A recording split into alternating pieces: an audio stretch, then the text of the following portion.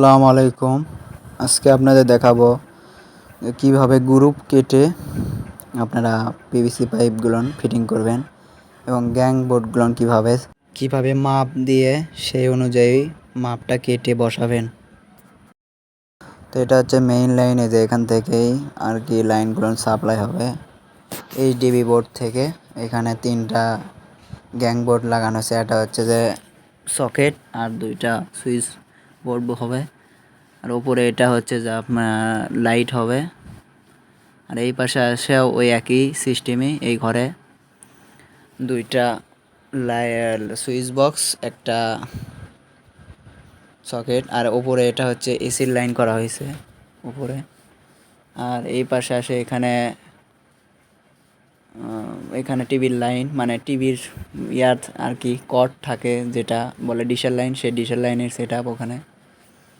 এই পাশে ওপর দিয়ে লাইন গেছে। এই ঘরে আসে এখানে 3টা সুইচ বোর্ড বসবে। এখানে এসি, এখানে রাইস কুকারের লাইন করা হয়েছে 2টা। আর এটা হচ্ছে যে মেইন সুইচ লাগানো হবে ওখানে, সার্কিট ব্রেকার আর কি।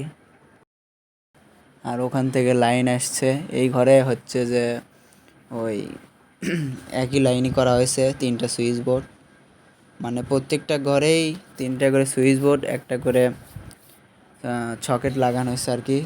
হোস পাইপ ব্যবহার করা হয়েছে এখানে।